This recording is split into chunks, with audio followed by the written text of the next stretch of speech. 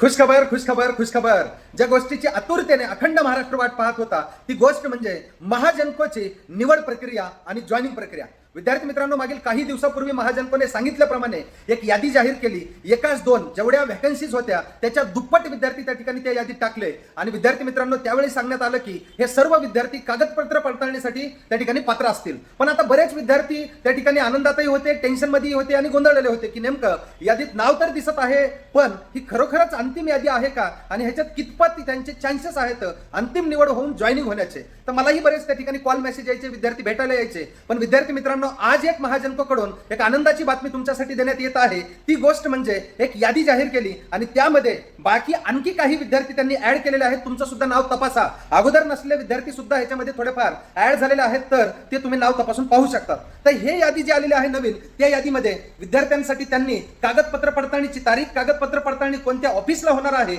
आणि तुमच्यासाठीचा जो time slot आहे त्या सर्व गोष्टींची इत्यंभूत यादी आता महाजनकोकडून लागली आहे. आता विद्यार्थी मित्रांनो, यादीत त्या दिवशी नाव आल्यानंतर आनंद बऱ्यापैकी झाला. आज तर आता डीव्हीची तारीख सुद्धा आलेली, कागदपत्र पडताळणीचा टाइम सुद्धा आलाय, ऑफिस सुद्धा त्यांनी सांगितलं कुठं कागदपत्र पडताळणीला यायचंय ते. हे जवळपास 99% आता तुमच्यातील बऱ्याच जणांनी लढाई जिंकलेली आहे. पण असं म्हणता येईल का जेवढे यादीत आहेत तेवढे निवड होणार आहेत? असं डायरेक्टली म्हणता येणार नाही. काही विद्यार्थी त्या ठिकाणी कागदपत्राच्या अभावांमुळे त्या ठिकाणी रिजेक्ट केले जातील. त्यामुळे काळजी घ्या की कोणीही कागदपत्रांमध्ये कुठलीही कमतरता राहू नये, यासाठी व्यवस्थित कागदपत्र तयार करा. आणि काही विद्यार्थी जेव्हा कागदपत्र पडताळणी पूर्ण होईल त्यानंतर पुढे तुमच्या मार्किंग नुसार, तुमच्या त्या ठिकाणी जे काही मार्क्स तुम्हाला पडलेले आहेत ऑनलाईन एक्झाम मध्ये, त्यानुसार तुमची अंतिम निवड करण्यात येईल. तर विद्यार्थी मित्रांनो, तुम्ही बऱ्यापैकी लढाई जिंकलेली आहे, पण जी थोडी राहिलेली लढाई आहे ती सुद्धा खूप महत्वाची आहे. ज्यांचं यादीत आजही नाव आलेलं आहे त्यांचं पुनश्च एकदा खूप खूप अभिनंदन. आणि कसलाही वेळ न वाया घालवता आता काळजीपूर्वक सर्व काही कागदपत्र जमा करा.